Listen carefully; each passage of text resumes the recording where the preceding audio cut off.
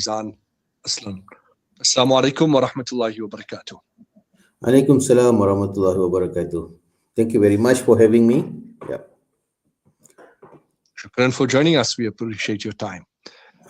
Professor Mohammed, Iran says it won't negotiate under threat, while the US says time is running out.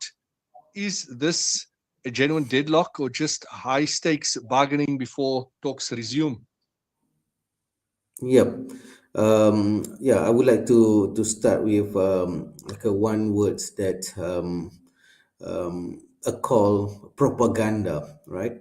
So we have to understand that actually both sides, to be honest, both sides is now trying their best to put propaganda as a best tools before they going to have a real war or a physical war. So what we have to understand actually, in any conflict, in any war, before it started, so it will begin with propaganda. One side try to condemn the other side, so on and so forth.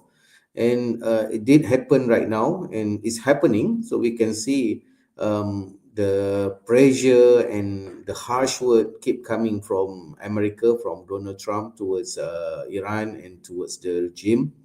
And also at the same time, Iran also retaliate by words as well, and threaten the neighboring countries. If any countries who support and affiliate with America, there will be an attack from Iran side as well.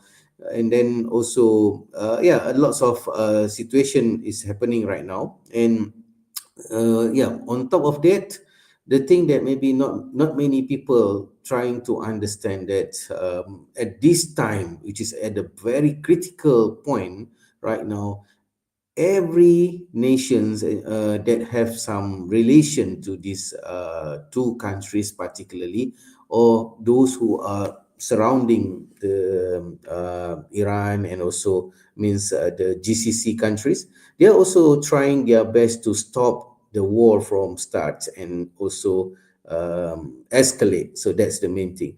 And we never know actually, but the real thing is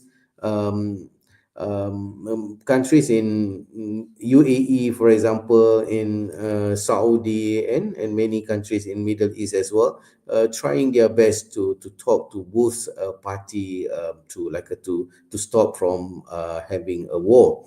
And at the same time, we don't deny the role of another superpower, for example, Russia as well as China, trying to negotiate and to bring everybody to the table of discussion. That's the main thing. In America, actually, if you see and the pattern that what I can share by Trump, since he's on power in with White House, even for the first term and now running for the second term, he tried his best actually to avoid a war.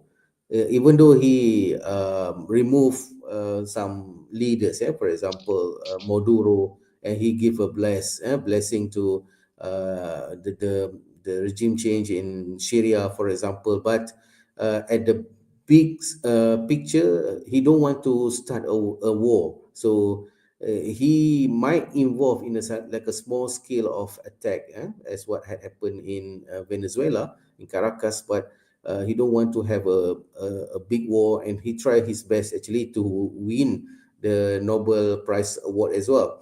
So he don't want to be known as the one who start the war, but he wants to be known as the one who tried to promote peace with his own way. So that's what I can say, and I can respond at this time.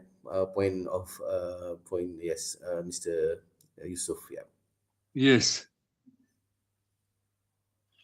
Yes. So, if diplomacy fails, how likely is a limited, calibrated strike versus a wide regional conflict involving Hezbollah, Houthis, or the Straits of Hormuz? Yeah, that's a great idea as well, because and everybody, even yeah, we are okay in this session also wants peace actually, and we don't want to have the war.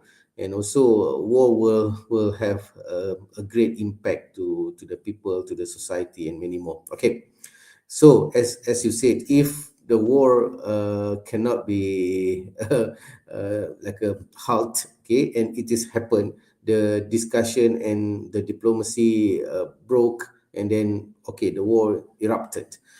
And at this time of point, I can say that Iran have not much support and not much power, because all of his bloodlines, or lifeline, for example, Hezbollah, as well as which is Bashar al-Assad before, right, have been cut off.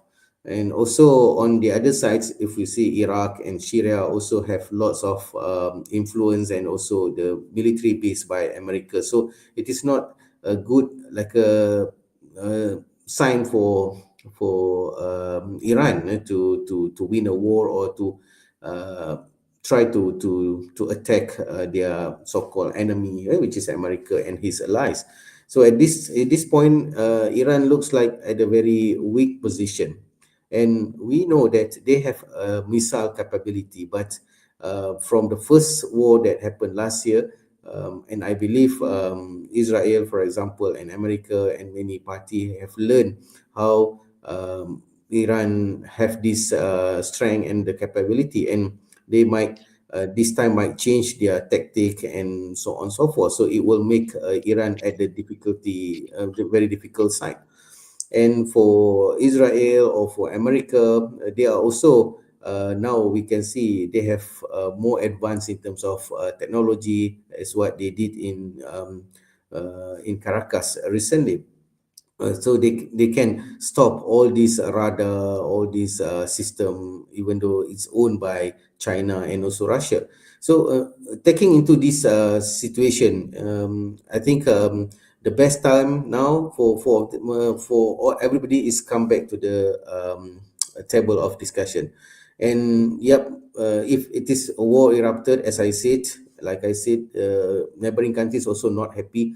Hormuz Strait, which is very tiny, very small area, which is can be also another big problem, because Iran keeps saying that they will release the mines, which is the water mines, which is sea mines, which is very very dangerous, and also can create a problem into the trade, and also the supply of oil, this ecosystem.